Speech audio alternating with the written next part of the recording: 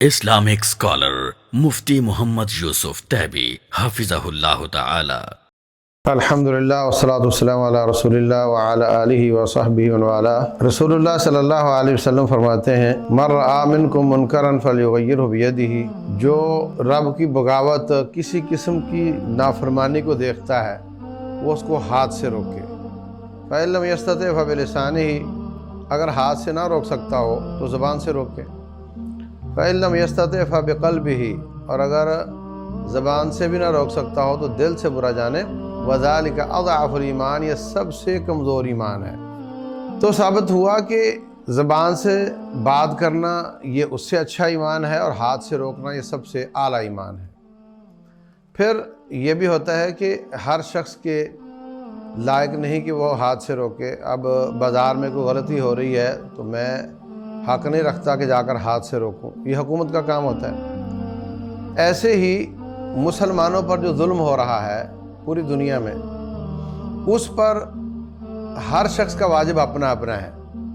حکمران کا واجب کیا ہے کہ وہ ابن قاسم بنے، وہ معتصم باللہ بنے، اور لشکر لے اور جا کر کے ان ہاتھوں کو توڑ دے جو مسلمان بہنوں، بیٹیوں، عورتوں، مردوں پہ ظلم کر رہے ہیں. اب ان کی کیا مجبوریاں ہیں، وہ کیوں ابھی تک اخلاقی سپورٹ پر بیٹھے ہوئے ہیں، یہ اللہ جانے اور وہ جانے. لیکن ان کو بہرحال اپنے آپ کو تولنا ضرور ہوگا کہ کیا ہم اللہ تعالیٰ کو جواب دے سکتے ہیں کہ ہم صرف زبان سے بولنے کے لائق تھے اور اس سے زیادہ کچھ نہیں کر سکتے تھے؟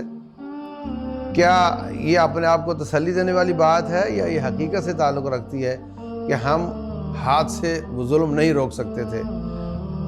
1.5 سال ہو گیا تقریباً مسلمانوں کی مسجدوں میں نماز نہیں ہو رہی، ان کے تجارتی مراکز بند پڑے ہوئے ہیں، اور وہ بیچارے فاقوں پر مجبور ہیں. ان کو اس طریقے سے مجبور کر کے وہ سرنڈر کرنا چاہ رہے ہیں. اور آفرین ہے ان کو کہ کشمیر کے مسلمان آج بھی تحریک پر کھڑے ہیں اور اس ضد پر کھڑے ہیں کہ ہمیں صرف آزادی چاہیے ہے. تو حکمرانوں کو اپنا واجب ادا کرنا چاہیے. جہاں تک عوام کا تعلق ہے تو وہ تو پھر اگلے درجے پر ہی ہیں کہ فإن لم یستطع فبلسانہ، زبان سے منع کر سکتے ہیں. کیونکہ یہ جو ہماری حکومتیں ہیں پوری دنیا کی، یہ کسی کو اجازت نہیں دیتے کہ وہ جا کر کسی مسلمان ملک میں، دوسرے ملک میں کسی مسلمان کی مدد کر سکیں. تیسرا درجہ ہے زبان کے بعد کہ آپ خالی دل سے برا جانیں. تو رسول اللہ صلی اللہ علیہ وسلم جب دیکھتے کہ مکہ میں مسلمانوں پر ظلم ہو رہے ہیں تو آپ اپنی خلوتوں میں بھی ان کے لیے دعائیں فرماتے، اور آپ ان کے لیے فرض نمازوں کے آخری رکعت کے رکوع کے بعد ہاتھ اٹھا کر قنوت نازلہ بھی فرماتے. اللہم نجِ الولید بن الولید، اے اللہ ولید بن ولید کو نجات دے دے، اے فلاں بن فلاں کو نجات دے دے. نام لے لے کر، رو رو کر رسول اللہ صلی اللہ علیہ وسلم ان کے لیے دعا کرتے تھے. تو کیا آج ہم ان مسلمانوں کے لیے دعا کرتے ہیں؟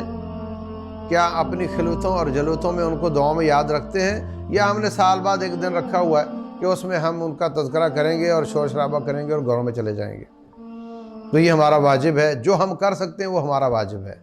اور اسی طریقے سے اپنے آپ کو تیار رکھنا کہ اگر اللہ تعالیٰ کوئی موقع دے تو ہم اپنے مسلمانوں کی مدد کر سکیں گے. ایسا نہ ہو کہ اس وقت ہم اس کے لیے تیار ہی نہ ہوں.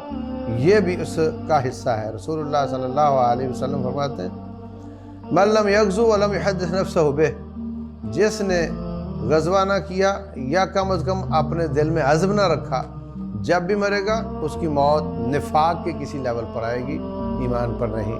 تو یہ بہت بڑا لمحہ فکریہ ہے جس پر ہمیں غور کرنا چاہیے اور اپنے واجبات کا احساس کرنا چاہیے. اور پوری دنیا میں جہاں جہاں مسلمان مظلوم ہیں سب کے لیے کم از کم دعائیں اور اپنے عہد کی تجدید اور اس کو تازہ کرتے رہنا چاہیے. اللہ تعالی عمل کی توفیق دے. وما علینا الا البلاغ.